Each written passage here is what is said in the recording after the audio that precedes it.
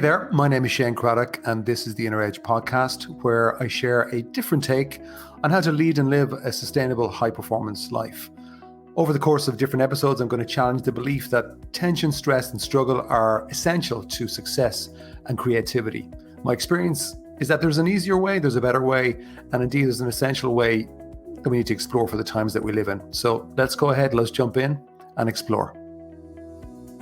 Hi there, welcome to today's show. This is me, Shane Craddock, here with the Inner Edge podcast. Before I kick into today's subject, which is all around force versus flow, and I'll explain what they mean to me and see if we can provoke some thought in you. Depending on where you're listening or when you're listening to this, this has been released, this episode, on Monday, the 17th of January, 2022. I actually have a webinar on tonight at 7 p.m. Irish time, which is called WinBigger in 2022. So depending on when you're listening to it, you can listen to this particular webinar. Obviously live would be best because I'm giving away some goodies for free if you can make it. It'll be well worth it. But also you might have a chance, I put it in the show notes, the link to the recording, which you can get afterwards if you can't make it live. And really it'll be something that I'm designing that you can listen to really at any time, because what I'm going to share actually is some new things that I haven't even shared with some private clients. So I'm going to share some new food for thought. There'll be lots of practical stuff, but then I'm going to hit some higher level stuff that I think will benefit anybody who's open and wants to win more at the game of life. That's kind of, I think, what I'm mostly interested in. And if you haven't already, I put a link in the show notes as well for something free that I gave out a couple of weeks ago called the WinBigger workbook, which links. It was great preparation for the webinar. 22 questions for a great 2022.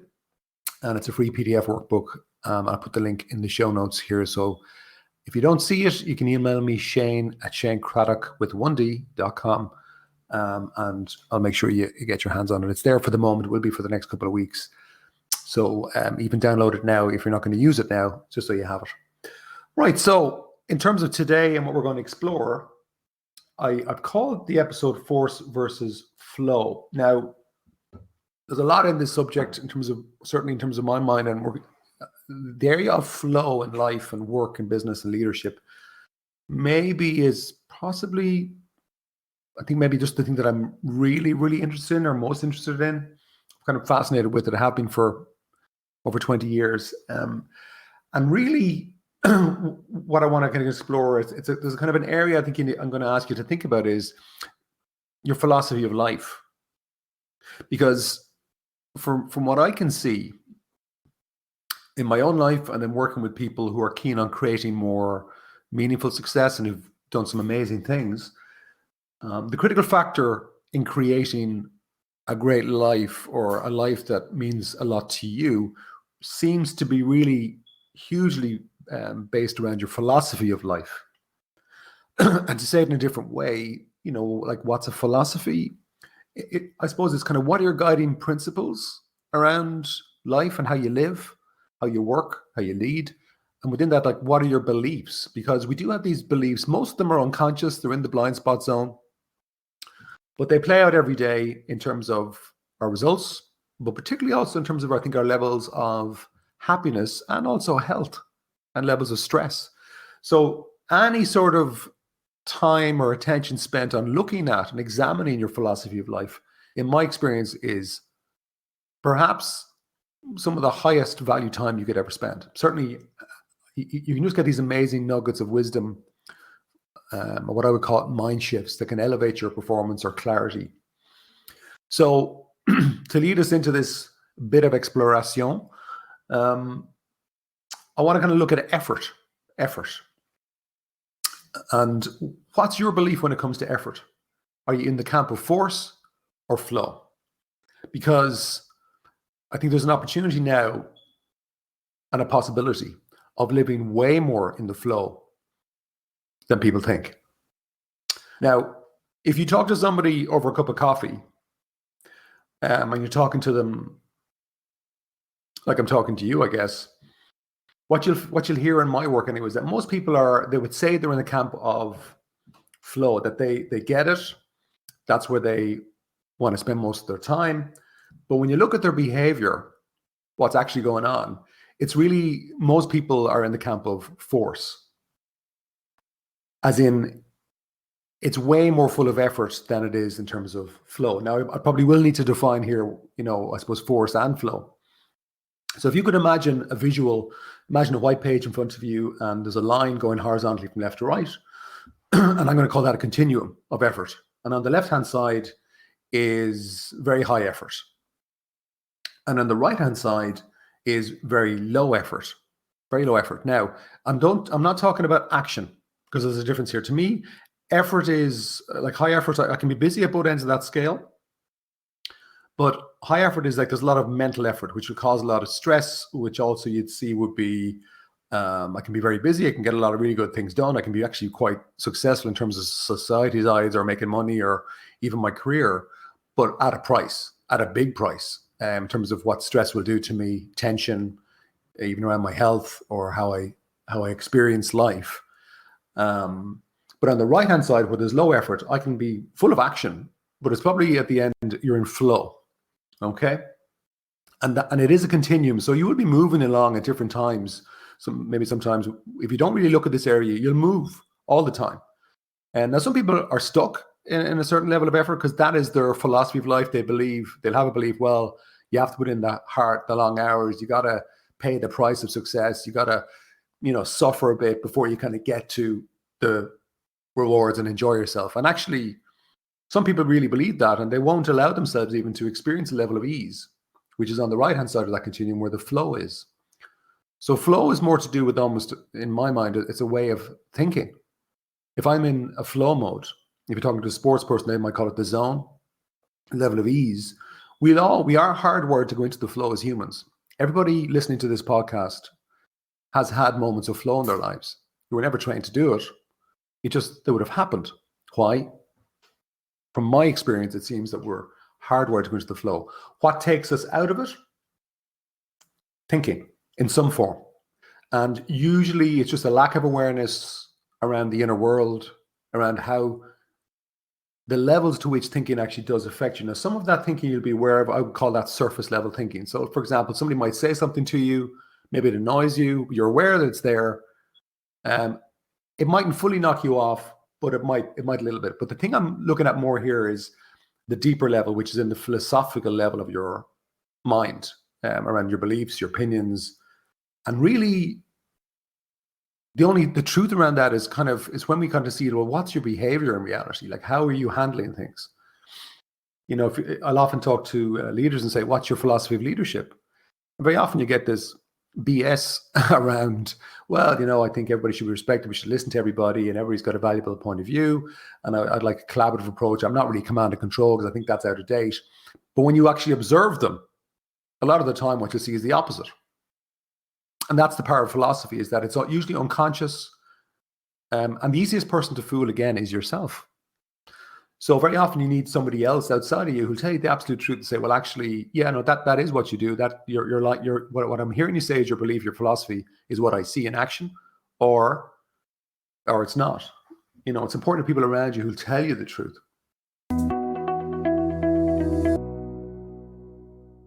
Hi there. I just thought I'd take a moment to share something with you. It's very interesting to me that this podcast is going almost a year at this point, and it's been a lot of fun. It's been very different in terms of what I expected. In terms of it's quite interesting that podcasts seem to go viral more than anything else, as in people share them with others. So I would appreciate if you can continue to do that, and if you think it's going to make a difference to somebody, please do, because it seems to really impact people, which is fantastic.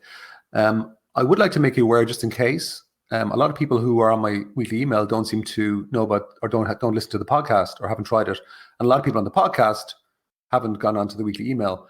For the last 13 years, since 2008, I have been sending out a very short email called Inspire Me every Monday morning. And the purpose of it is to be read in less than 60 seconds and give everybody who reads it just a little bit of a inspirational booster. When they need it most, I guess, maybe at the start of the week. And that email became the basis of my book, Inspire Me, which has done extremely well, which has been a fantastic, unexpected treat. But if you'd like to kind of get a little bit closer to some of the material that I do, and certainly on my weekly email, apart from the Monday inspiration, I also then, you just stay connected with what I'm doing. There's different events, some free, some paid. And then also you get the occasional freebie, or you're more inclined to get the freebies if you're on that. I don't I don't like bringing third parties to sell other things. I don't overly sell on it. It's really primarily there as a content-based thing. And if you're interested in stuff, you can lean in closer. If you're not, you just ignore. And of course, as per most of these things anyway, you can opt out at any time if for some reason Shane annoys you, but hopefully that doesn't happen. Anyway, that's me. Let's get back to the show.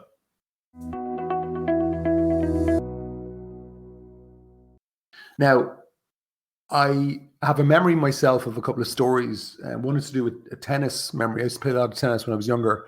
I wasn't particularly good, really. I was okay because I was quite sporty, but I wasn't at the top. I wasn't in the top 10% of the club for sure. But I might have been in the top, I don't know, 30% maybe.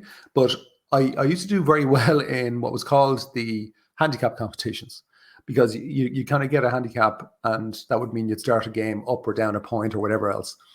And I won it a couple of times. And but I always remember in both the finals that I played, the exact same thing happened. In the first set, I was in the flow, and I would have won quite handily. I think it was 6-love, 6-1. In the second set, in both games, both matches against different players, I lost the second set, probably 6-1 or 6-2. And then the third set, I kind of get my act together, be back in the flow, and I'd win it probably 6-1, 6-2. That happened twice. And some people just call me the comeback kid, but it's only now looking back with the hindsight of experience, perhaps in what I'm doing, they kind of realize, oh, you know, when I went into the first set, I was just focused on the game. I was just playing. I wasn't really thinking about anything, just played. And so I played well. But then when I won the first set, what would happen is I kind of move into my mind of, oh, it'd be great now. I'd start thinking ahead. It'd be great when I won the match. And I get myself distracted by my thinking. And I'd fall out of the flow. And I'd find myself on the back foot. And all of a sudden I'd be into effort, mental effort primarily. And my performance was hindered. And because then I lost that set, for some reason in my mind, with my back against the wall, it's like, right, I kind of fall back in, unconsciously now at the time, mind you, into just, okay, just play, just do, just take action. And I've moved back into kind of a flow, and there'd be an ease that would come into it. Now, again, I've been moving across the continuum. And sport for me, and I think for most people listening to this, sport or exercise, what you'll find is that everybody will have something that they will associate with flow. It could be running for some people, could be the gym, could be rugby, soccer, whatever does it for you, swimming, going sea swimming. In fact, actually, a lot of the sea swimming is about, I think, because you're getting into cold water, certainly in Ireland, that when you're focusing on that, there's nothing else you can focus on in your mind. It brings you into the moment in a very easy way. I think that's, in a way, the buzz that people get out of it. But it doesn't necessarily hit on highlighting to them what I'm trying to kind of get at today, which is a little bit maybe challenging, is like, what's your actual belief when it comes to the results that you're seeking? Because if the results that you're trying to create in this year or beyond or in your lifetime they should be evolving, they'll always be changing, but if they're not quite where you feel that they should be, I would encourage you to look at your philosophy in terms of your beliefs, your guiding principles, and in terms of how it's showing up in day-to-day life. For example, I was talking to somebody recently who, and this is quite common, is that, you know, they say, well, I want to have better work-life balance. But then if you look at their behavior and how they think in particular, what you'll hear is that underneath it all, they actually have a belief that, well, you have to work hard. Work is meant to be a lot of effort. You got to work long hours because that's the way it is. But I would challenge that and say, well, actually, I don't believe that's the way it is. I've discovered myself, say even over the last 12 months, to be honest, I was able to maintain my sales in the business, but reduce my time by 20%.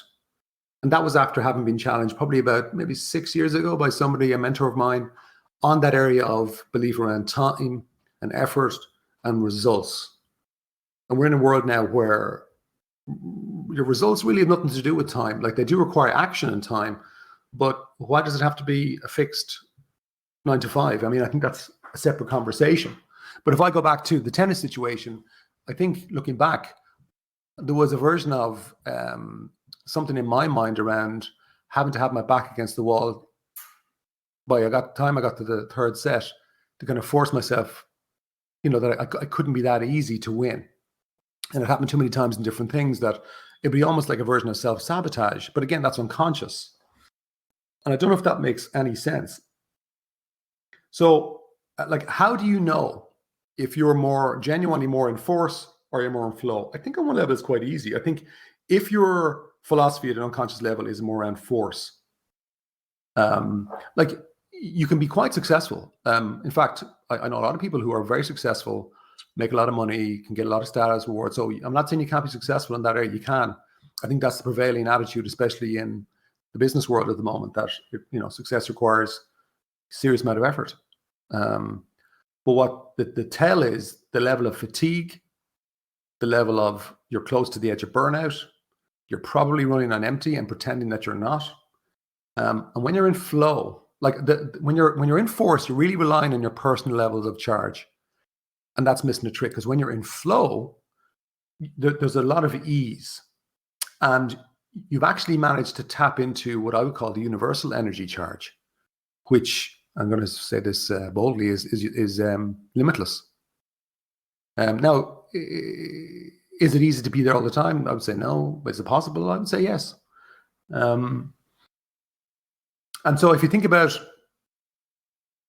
effort in any context, I suppose I'll give you an example here in terms of a story again from my point of view, where if you know me listening to my podcast or my weekly email for a while, you probably know that a few years ago I wrote a play called The Waiting Room, and then I decided I wanted to make it, so I formed a professional production team, hired professional actors, director, lighting, sound, all this kind of stuff was great. But the truth behind all that as well, I mean, look, we took it on tour and it got a lot of national attention, and we did really well with it. It was a brilliant project, great fun as well. But it took 7 years before I really pulled the trigger on that. And I think if I look back, I had that project, my mindset around that was really around force and effort. It wasn't in flow. I wasn't, and the more I procrastinated on it, the worse it was getting. And the way that I kind of allowed myself to move to the right of the continuum was very simple. I'll just give you very simply what happened was, one, I decided, somebody challenged me to do this, first of all, on a specific outcome for one of the key milestones, which was to get the play written. So, right, get that outcome done, decide a date, commit to it, find somebody to hold you accountable, which I did, and then GID, get it done. But what was amazing was, because I put those elements in place, and maybe go back and listen to that if there's something you're procrastinating on, what I just said, just go back and listen to it. Then you just go. And by going like that in a very simple way, and almost in a way disregarding what your mind is saying to you about it, in terms of, well, what if I'm not good enough, or what if it's not good enough, or it's not as good as somebody else's, or maybe it's too late, maybe I've missed the boat. Sure, look, it's never going to work out. You can't listen to that. If it's there and if something's resonating with you, even as I'm speaking now, there probably is, and could be in your work life, could be your personal life, I don't know.